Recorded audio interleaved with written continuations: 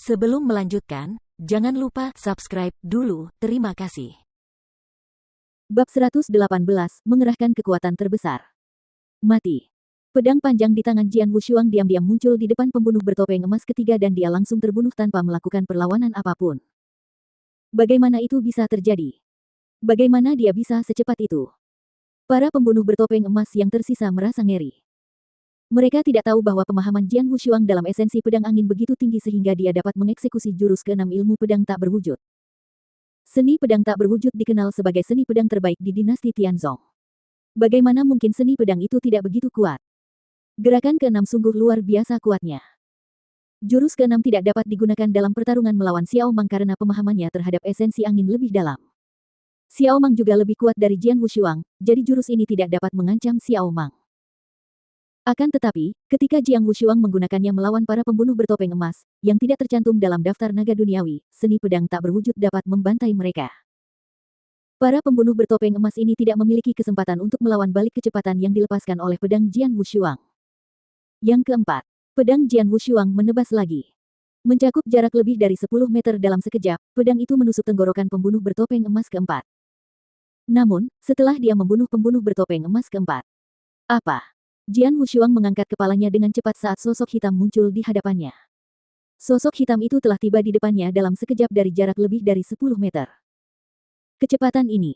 Jian Wushuang terkejut saat melihat telapak tangan sosok hitam itu mendorong kepalanya. Jian Wushuang terkejut dengan kekuatan yang terkandung dalam serangan telapak tangan ini. Dia pasti akan langsung mati jika pukulan ini mengenai kepalanya.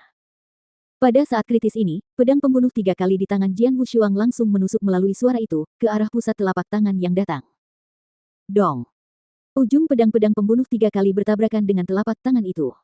Namun, pedang pembunuh 3 kali gagal menembus telapak tangan itu dan telapak tangan itu menekan Jian Wushuang dengan kekuatan yang tak tertahankan dan mengerikan.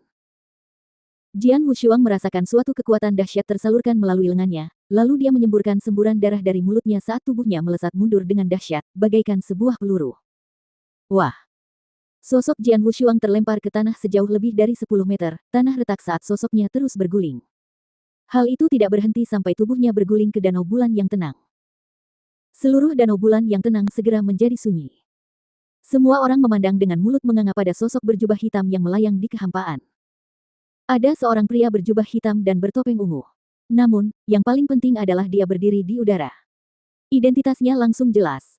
Pembunuh bertopeng ungu. Alam kekosongan Yin Yang. Seorang pembunuh bertopeng ungu dari Menara Bulu Darah datang untuk membunuh Jian Wushuang sendiri. Swordsman akan mati. Dia sudah tamat. Semua orang terkejut. Ada beberapa ahli dari alam Void Yin Yang di dinasti Tianzong. Sangat tidak mungkin untuk bertemu salah satu dari ahli ini. Pembunuh bertopeng ungu dari Menara Bulu Darah jauh lebih kuat daripada ahli biasa dari alam Void Yin Yang. Tak seorang pun yang hadir mengira bahwa Jian Wushuang, yang hanya berada di alam inti emas awal, masih bisa hidup setelah serangan pembunuh bertopeng ungu. Kakak ketiga. Melihat Jian Wushuang perlahan tenggelam ke dalam danau bulan tenang, ekspresi cantik Surou berubah mengerikan dan niat membunuhnya pun meledak. Kamu akan mati. Menatap pembunuh bertopeng ungu itu, semburan udara keluar dari tubuh Surou. Surou telah melepaskan angin ini beberapa kali, tetapi kali ini adalah yang terkuat. Angin yang mengerikan ini membuat pembunuh bertopeng ungu itu tercengang dan dia langsung menatap Surou. Gadis ini, melihat angin yang semakin mengerikan yang dilepaskan oleh Surou, mulut pembunuh bertopeng ungu itu berkedut. Dia merasa Surou sangat berbahaya. Surou menatap dingin ke arah pembunuh bertopeng ungu itu dan suara dingin keluar darinya, brengsek. Mati saja. Pedang besar itu ditebas. Astaga, plus. Pedang besar itu melesat dan mudah menembus kehampaan sehingga ada penahan angin yang aneh di udara. Ujung pedang yang kokoh itu juga tersapu dari tanah dan jatuh. Tanah tiba-tiba retak. Retakan besar yang lebarnya lebih dari 2 meter. Suatu kekuatan besar membumbung ke langit dengan aura yang luar biasa. Sambil menatap ke depan, dia menjadi berhati-hati. Pembunuh bertopeng ungu itu mengepalkan tangan kanannya, kekuatan spiritualnya meledak.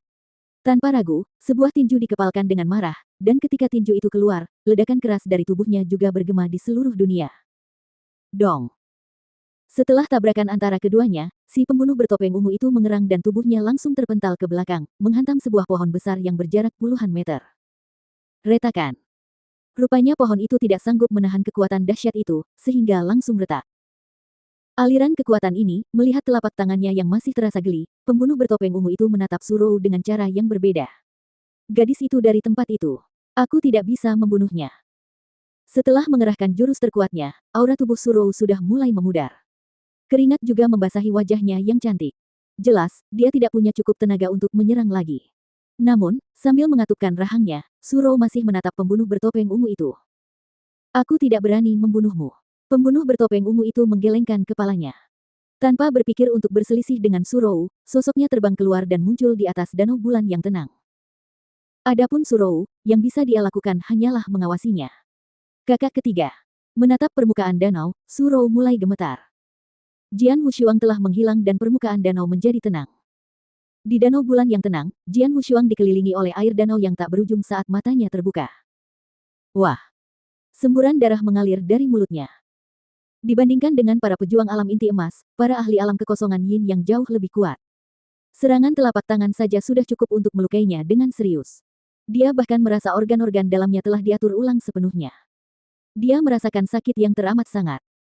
Hanya itu yang dapat ia lakukan untuk menghadapi serangan itu satu kali saja. Jika serangan itu datang lagi, ia pasti akan mati. Aku yakin mereka tidak akan mengirim hanya 10 pembunuh bertopeng emas karena Menara Bulu Darah ingin membunuhku. Dan aku benar. Namun, di luar dugaanku bahwa Menara Bulu Darah akan mengirim seorang pembunuh bertopeng ungu untuk membunuh seorang prajurit di alam inti emas awal. Meskipun Jian Wushuang terluka parah, niat bertarung di matanya masih kuat. Kali ini, aku akan menggunakan kekuatan penuhku. Jian Wushuang mengepalkan tangannya dan matanya berkedip dengan jejak kegilaan.